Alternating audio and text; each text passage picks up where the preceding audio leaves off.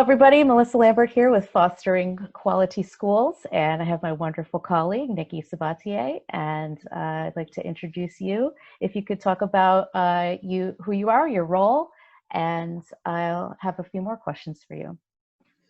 So my name is Nikki. I am fortunate enough to be a middle school principal in Northern California. I have 7th and 8th grade students right now. I've been there for the past 2 years.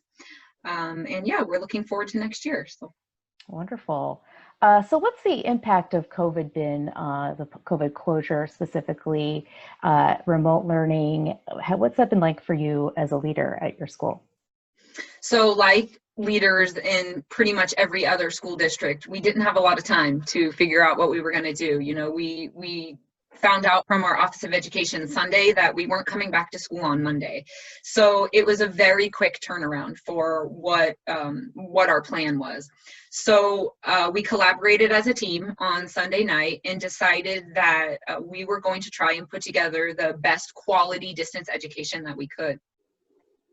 We decided, you know, it's important to say that I'm at a middle school level because I think it looks different if you're an elementary school principal, a middle school principal, or a high school principal, because those middle school kids are a little bit more tech savvy and a little bit more independent than some of the younger students that are served. So we decided that we were going to go all digital. So we made a plan that we needed to reach out to our students and see who had access to internet, who needed devices at home, who needed hotspots to be able to access, and who needed both. So most of our teachers already had Google Classroom when this started. So the few that didn't had to create a Google Classroom, and that was definitely a tough turnaround to learn that in one day and set it up. So we really relied on each other at the school to figure out how to do that and to collaborate around that. Once you understand it, it's relatively easy, but when you've never done it before, it's daunting. So we decided that we were going to be all digital, that everybody would have a Google Classroom, and that was our jumping off point. Our team wanted to invite everybody to the Google Classrooms that they hadn't been in yet. And right away, we had a super successful rate. Most of our students logged on within 24 hours. Once we got the word out, you know, through email or through a daily bulletin that we were doing it all digitally, most students logged on. There were maybe, I don't know, a dozen students who hadn't logged on. So that made it easy for us because then we had contact with our students. We could say, what do you need? How is it going for you? How can we support you in this process? So we let it kind of naturally happen for the first week just to see who was logging on, who had access. And then at the end of the week, we called every single one of our students who hadn't logged on and talked to them and talked to their families and said, what do you guys need? How can we support you? So we found out that a handful of students needed access to the internet and a handful of students needed devices, and some of them both. So that's what we did. You know, it wasn't as easy as just handing out Chromebooks to kids. We actually didn't have a district policy that said, here's the checkout procedures. That's hadn't been what we were doing. We had Chrome carts in classrooms, but we weren't checking them out to kids.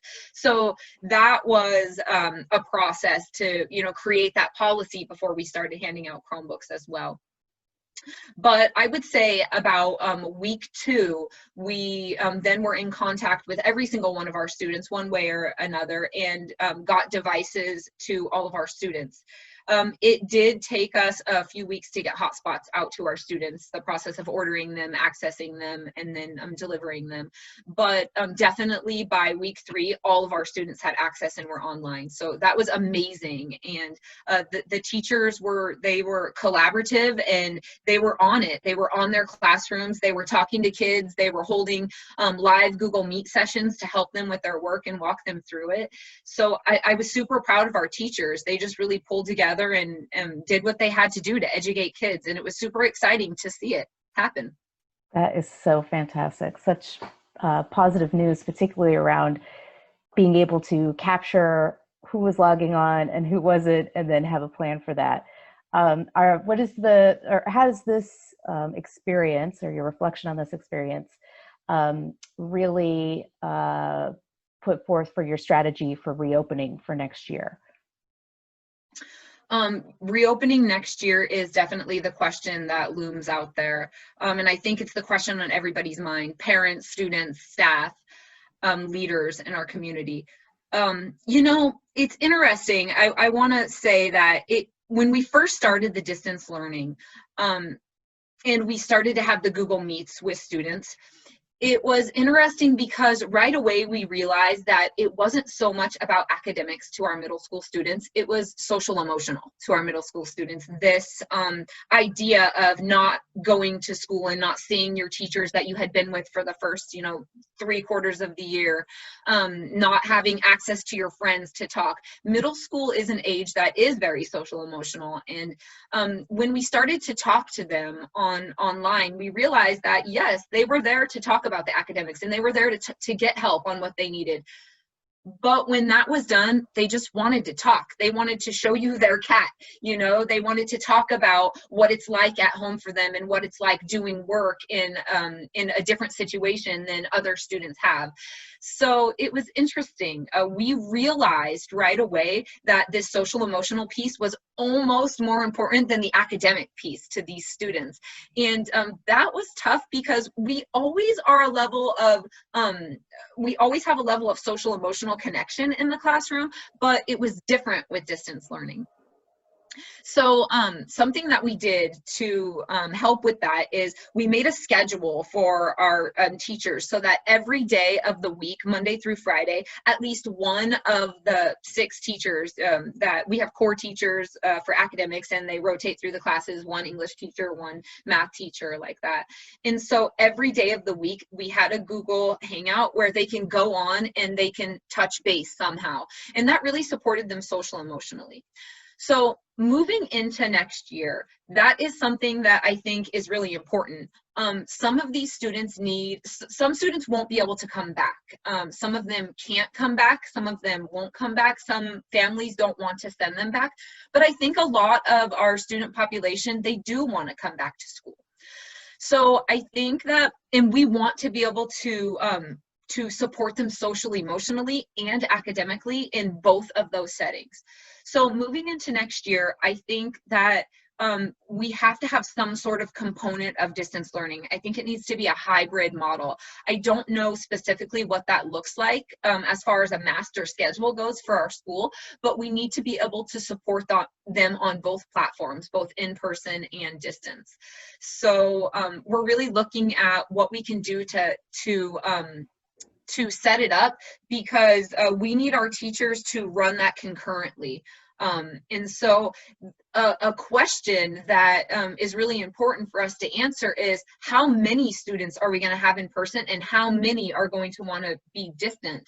And I think that we don't know that until the first day of school. We can put out surveys and we can put out polls, but I think that you have to look at your sample that you're putting out. If you're only putting it out on social media, the people who answer that survey are not necessarily the people who have that immediate access. So I think that is a little bit of our barrier right now, is our data and looking at who is going to come and who isn't. So we just have to do our best to contact all of the families and really try and get that most accurate information. But I think no matter what we do, we're not going to know until we open school and the first day comes. So after that, we're just going to have to set it up the best we can, have a model that is both to support the few families that we know right now are going to do distance learning. How do we support them on the first day of school, and then the students that are there in person? And so I think maybe having a hybrid or making a schedule where we stagger preps for teachers to be able to have a distance learning period in their day if it's a few kids, or having multiple distance learning periods in their day if it's a lot of kids. We just don't know that information now, but I think just setting it up so that we're flexible within the school system to say, okay, we had a lot more students on distance learning than we thought. This is how we're going to modify to make that work. Or we only have 15 kids on distance learning. It looks like we need to support our in-person students learning, and have some setup time for our staff to be able to support that small group of kids who are doing distance learning. So maybe live streaming some of the classes might be a possibility. giving them a period where they can exclusively be with the students online. That might be a way to do it. Or making some of those small group meetings, you know, after school, if that's what the community needs from us, that might be a way we have to do it too. So there's so many different possibilities, and it's definitely going to take data and seeing what's happening in collaboration with our staff and just doing what educators do best, which is being flexible to the situation.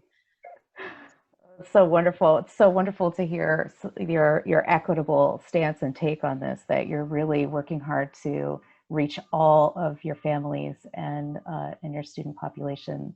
It's so refreshing and wonderful to hear. And actually, you came up with some really great and novel ideas. So thank you so much for your time. Really appreciate you. Thank you for being a wonderful leader and really bringing the field forward. Thank you for Thank having you. me.